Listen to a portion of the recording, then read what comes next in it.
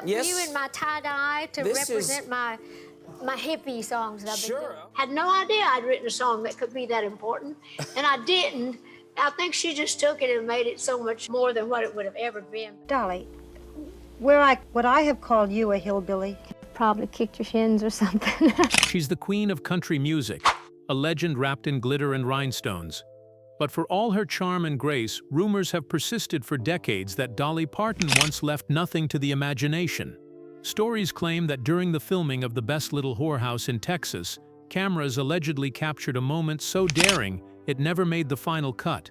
Reports suggest this footage has been hidden for decades in blooper reels and whispered about in Hollywood circles, though it's never been officially confirmed. But Dolly's story goes far beyond Hollywood rumors.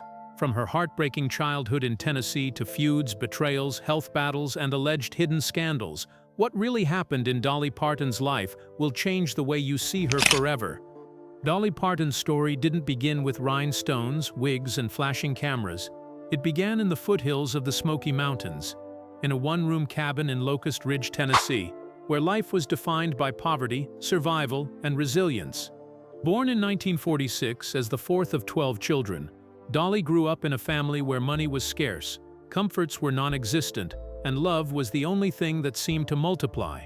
Her father, an illiterate sharecropper, worked tirelessly to keep food on the table, while her mother, only in her 30s and already a mother of a dozen, held the family together with a quiet strength that shaped Dolly for life.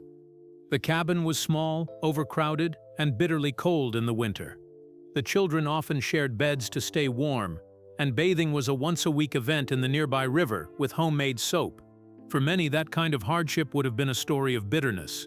For Dolly, it became the foundation of her gratitude, humor, and music. But poverty wasn't the only hardship Dolly faced in those years. When she was just 9 years old, she was given the responsibility of caring for her newborn brother, Larry. To Dolly, he was her baby. She fed him, rocked him, and stayed up with him at night. Only 4 days after his birth, Larry died.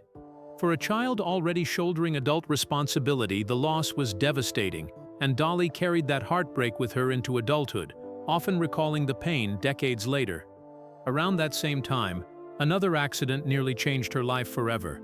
At just 6 or 7 years old, Dolly was playing outside when she jumped over a fence and landed on a broken mason jar. The glass sliced 3 of her toes, leaving them barely hanging to her foot. Her family was too poor to afford medical care, so her mother resorted to what she knew best: home remedies and raw determination. Holding Dolly down with the help of her father and brothers, her mother cleaned the wound with kerosene, used cornmeal to absorb the blood, and literally sewed Dolly's toes back on with a needle and thread. Miraculously, they healed, and Dolly would later joke about still walking on her mother's stitches. Despite the tragedies and hardships, music was never far from her world. Dolly's family sang constantly, in church, at home, and in the fields.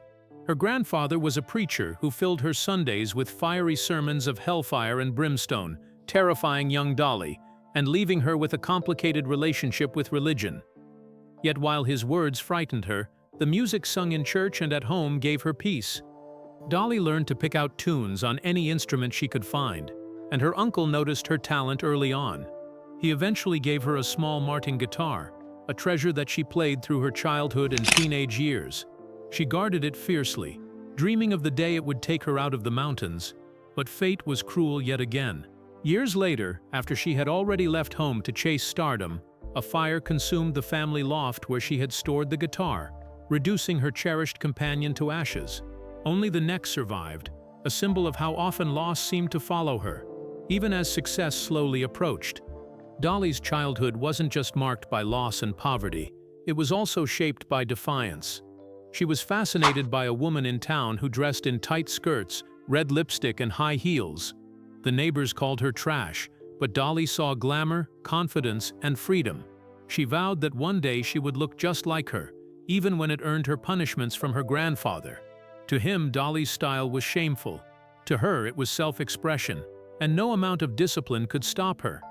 By the time Dolly Parton was a teenager, it was clear she wasn't going to spend her life tucked away in the Smoky Mountains.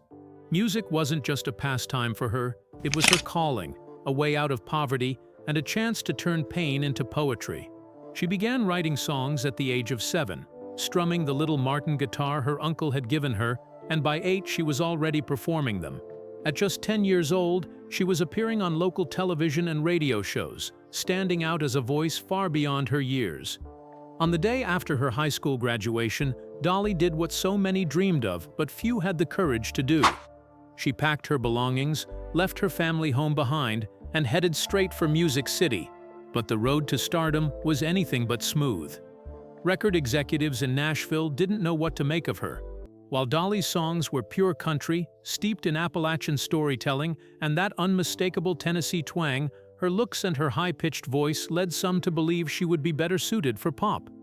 Against her instincts, she was pushed to record bubblegum-style tracks, even though every line she wrote spoke of her roots.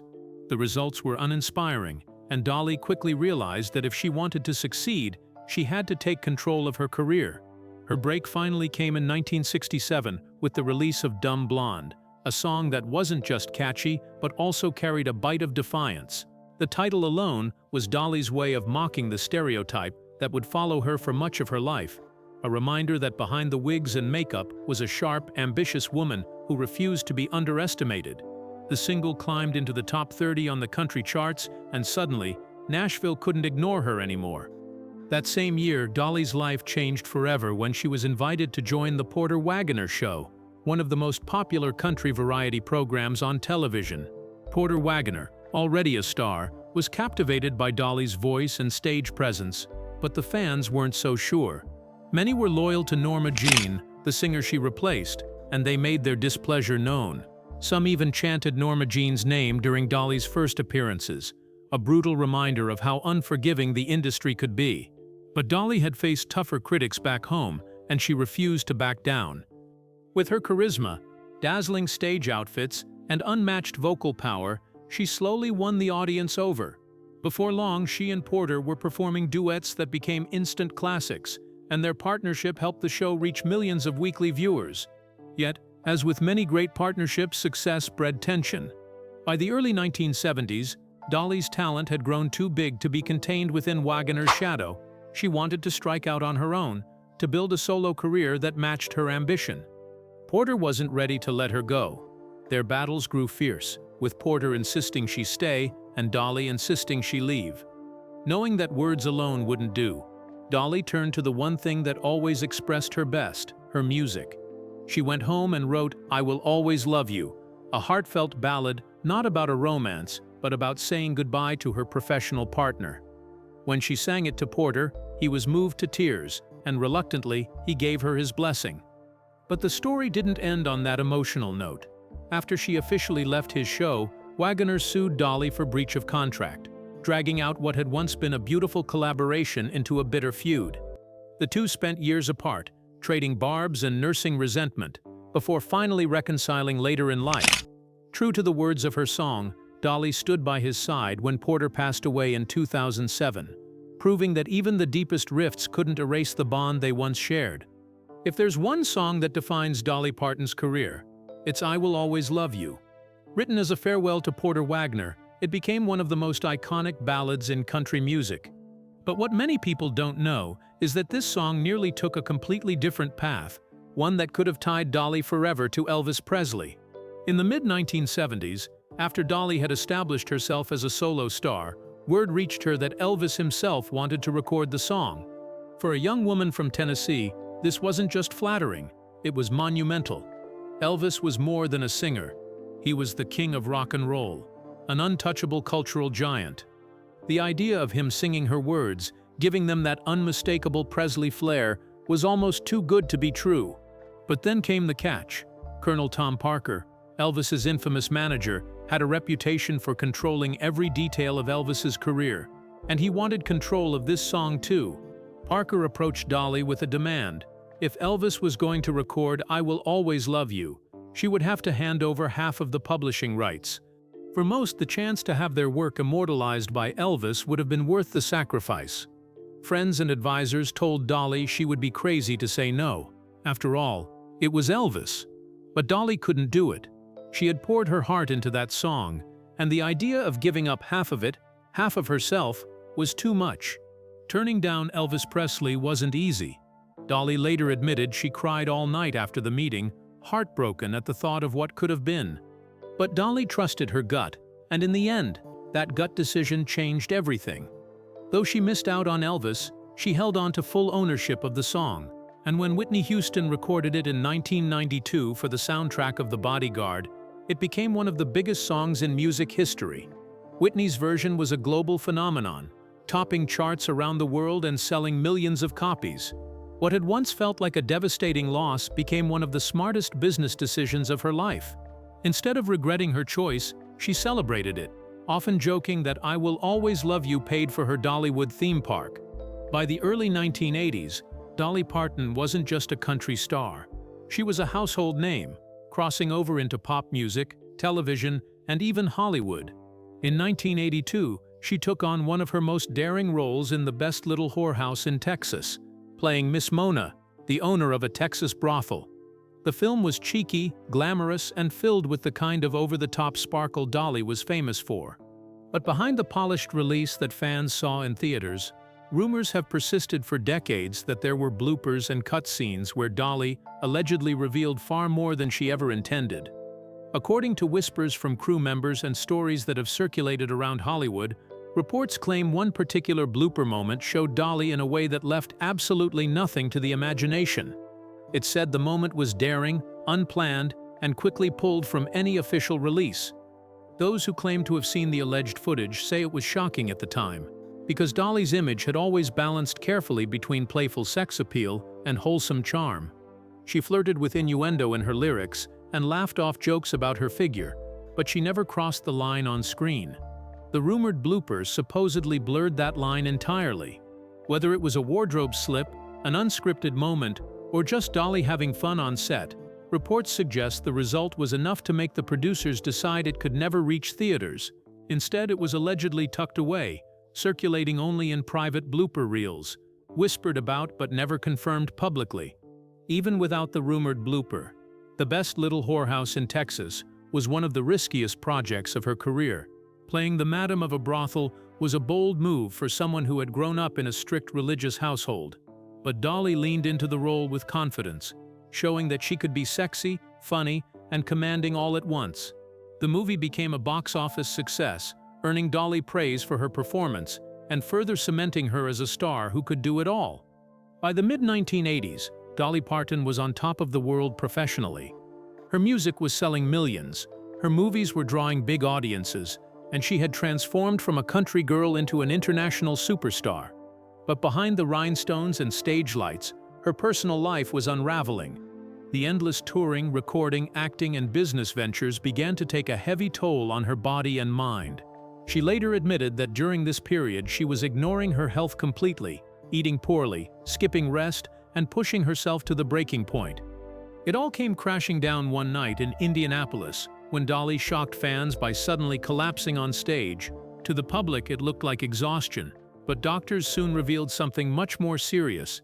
Dolly was diagnosed with endometriosis, a painful and sometimes debilitating condition where tissue grows outside the uterus. For years, she had quietly struggled with intense stomach pain, fatigue, and other complications.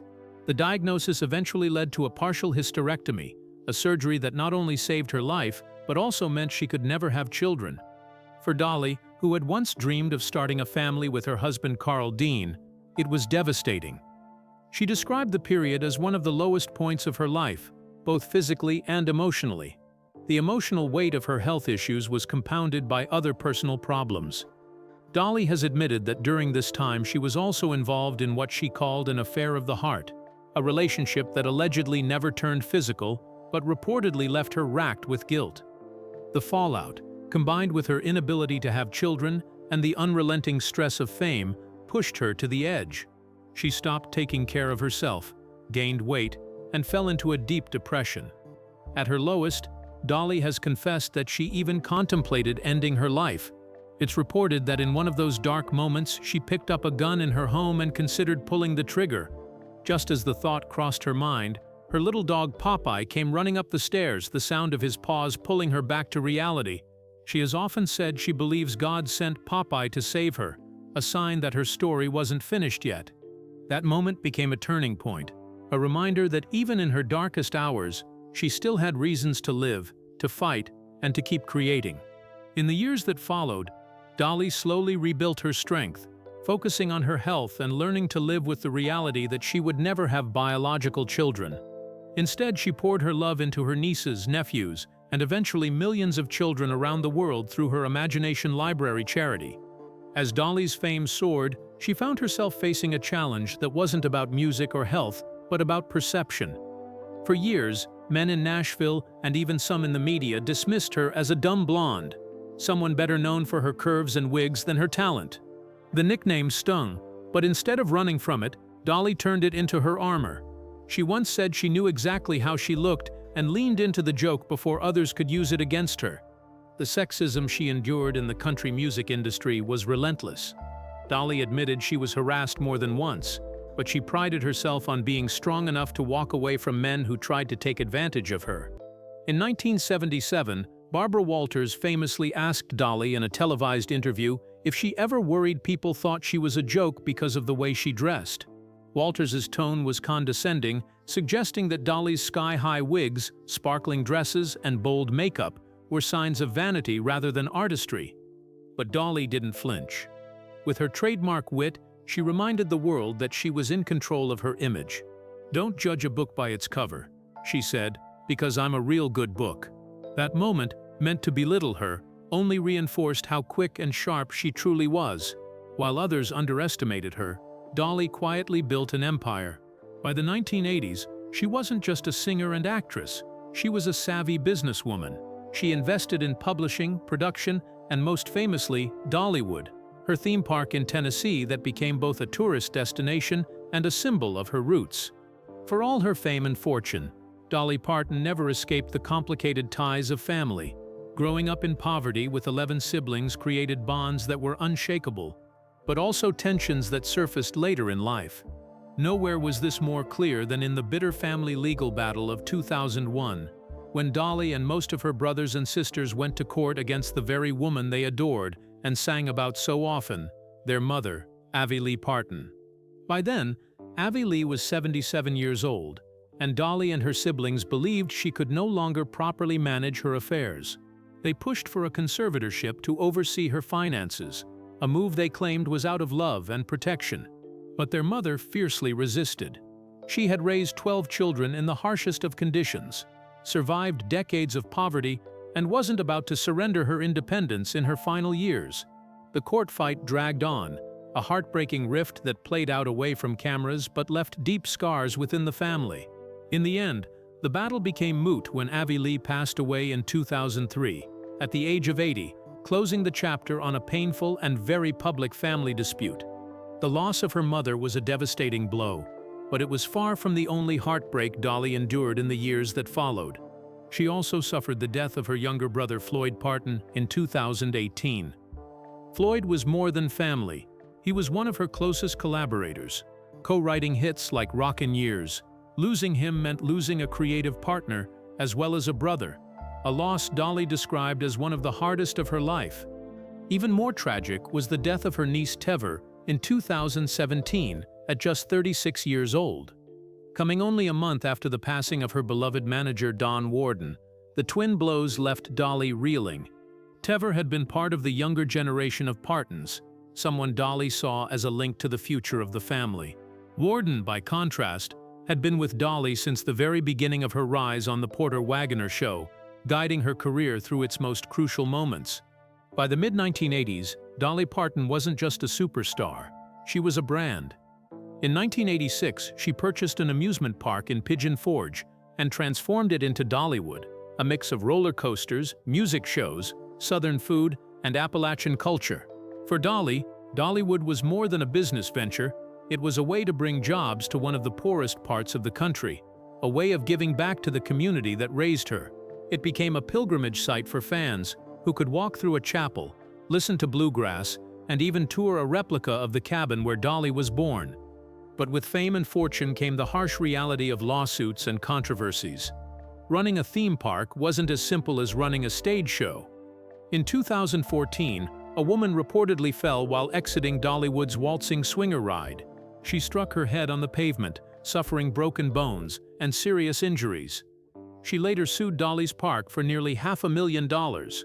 The case was settled out of court, but it left a mark on Dollywood's carefully crafted image of wholesome fun. Just 4 years later, in 2018, another lawsuit rocked the park's reputation. A mother of two claimed that while riding the River Rush water coaster, she was violently thrown from her seat and suffered a severe spinal injury that left her partially paralyzed. She sued for $2 million, drawing headlines across the country. For fans, the idea that Dolly's beloved park could be tied to such devastating injuries felt almost unthinkable. These lawsuits forced the world to confront a contradiction. Dolly Parton was the smiling, big-hearted queen of country music, known for her charity work and her devotion to her fans. But Dollywood was a business, and businesses faced scrutiny, regulations, and sometimes tragedy. Still, Dollywood thrived. The lawsuits made headlines, but they didn't slow the flood of visitors. Fans saw the park as an extension of Dolly herself, warm, inviting, and unapologetically Southern. Few partnerships in country music ever reached the heights of Dolly Parton and Kenny Rogers. Separately, they were stars. Together, they were magic. Their voices blended in a way that felt effortless, playful, and deeply emotional all at once. That magic was captured in 1983 when they released Islands in the Stream, a duet written by the Bee Gees that defied every expectation. The song didn't just top the country charts, it topped the pop and adult contemporary charts too, making it one of the rare singles to dominate across genres. On stage, their chemistry was undeniable.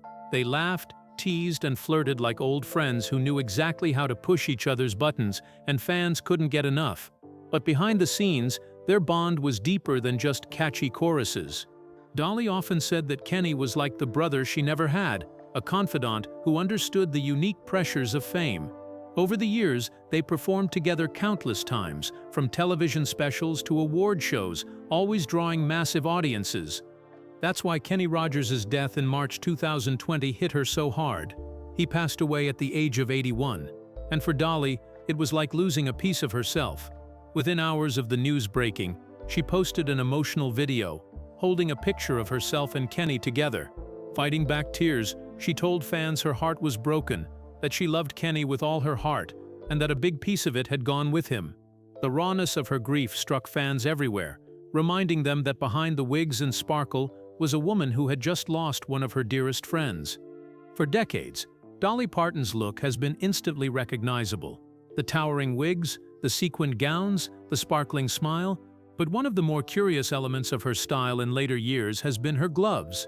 Fans noticed that Dolly almost always appeared with fingerless gloves, often lace or skin-toned, subtly covering the tops of her hands. At first, it seemed like just another quirky fashion choice. But the mystery soon deepened. Why would a woman known for her unapologetic glamour feel the need to hide her hands? Some fans believed the gloves were there to cover tattoos. Over the years, Dolly has admitted that she does in fact have ink, but not in the way people imagined. She doesn't have bold designs or large, colorful sleeves. Instead, her tattoos are delicate, pastel-colored, and mostly there to cover scars. Dolly explained that she has a tendency to develop keloid scars, raised marks that don't heal smoothly. After undergoing several surgeries, she was left with scars that carried a purple tinge she couldn't get rid of. Rather than live with those reminders, she decided to turn them into something beautiful. She covered them with small tattoos, butterflies, bows, and flowers. They weren't about rebellion, they were about healing. For all the rumors, glitter, and speculation surrounding Dolly Parton's career, the one part of her life she fiercely protected was her marriage. Dolly met Carl Thomas Dean on her very first day in Nashville in 1964. She was just 18, a wide-eyed newcomer chasing her dream, when she ran into a quiet, shy young man outside a laundromat. Carl was instantly taken by her looks, but Dolly was drawn to something else, his calm, steady nature, so different from the chaos of the music industry she was stepping into. 2 years later, in 1966, they married in a small, private ceremony in Georgia, attended only by Dolly's mother, the preacher, and Carl. From the very beginning, Carl wanted nothing to do with Dolly's fame. He didn't attend award shows, avoided red carpets, and only saw her perform live a handful of times in their entire marriage. While some found it strange, Dolly always defended his choice. Carl valued his privacy, and Dolly respected that. Their love story was unconventional, but it endured. For decades, their bond was one of Dolly's most guarded treasures. She spoke of him with humor, calling him crazy and crediting their shared laughter for keeping their marriage strong. Carl became something of a mystery, the man behind the legend, the one person who never cared about her fame. That's why his passing in March 2025 was such a devastating moment. Carl Dean died at the age of 82, after nearly 60 years of marriage. Carl's death closed one of the most remarkable love stories in music history. For all the scandals, controversies, and rumors that followed Dolly over the years, her marriage was proof that real love could last in Hollywood. Dolly Parton's story is more than the tale of a country girl who made it big. It is the story of survival, resilience, and reinvention. From the freezing nights in a one-room cabin to the glittering lights of the Grand Ole Opry, Dolly's life has been one long balancing act between triumph and tragedy. She lost a baby brother when she was just a child, nearly lost her own foot in a farmyard accident, and later lost the chance to ever have children of her own. She endured public feuds, lawsuits, family rifts, and personal betrayals that could have broken anyone else, and yet she always found a way to rise again. Her pain transformed into music, her struggles reshaped into stories that resonated with millions. Her career was never just about the songs. Though the songs themselves became timeless, it was about the choices she made, choices that defined her legacy, turning down Elvis Presley when his manager demanded her publishing rights, leaving Porter Wagoner's show even though he threatened her with lawsuits, refusing to let Barbara Walters or anyone else reduce her to a punchline. Dolly knew the value of her work, the value of her image, and most importantly, the value of herself. In an industry built to control women, she stayed in control and built an empire in the process. But for all the success, the glamour, and the money, Dolly never forgot where she came from. Dollywood, her charity work, her imagination library that has given millions of books to children, all of it reflects her determination to give back to the world that gave her a voice. Even her style, often mocked by critics, was an homage to her childhood hero, the so-called town tramp, who taught her that looking bold and living unapologetically was its own kind of power. Dolly never ran from her roots, she turned them into her crown. The losses never stopped coming. She buried her mother, her siblings, her mentor Porter Wagoner, her dearest friend Kenny Rogers, and finally her husband Carl Dean, after nearly 60 years of love. Each time, she showed the same strength she had shown since childhood, never letting grief consume her, but never hiding it either. She reminded her fans through every heartbreak that pain and joy coexist, and that life, no matter how glittering it looks from the outside, is never without scars. Maybe that's why the world loves Dolly Parton the way it does. She isn't just a star who sings about heartache and hope. She is a woman who has lived it. She has worn every bruise and every triumph like rhinestones, sparkling even brighter because of the shadows she's endured. For more than half a century, she has been an icon, a rebel, a businesswoman, and above all, a survivor. And when her story is finally written in full, it won't just be the songs or the wigs or the movies that define her. It will be the resilience of a poor mountain girl who faced every obstacle and still came out shining. Because in the end, Dolly Parton's greatest legacy isn't just the music she left behind. It's the proof that no matter how heavy the pain, no matter how high the odds, you can turn every broken piece into a jewel.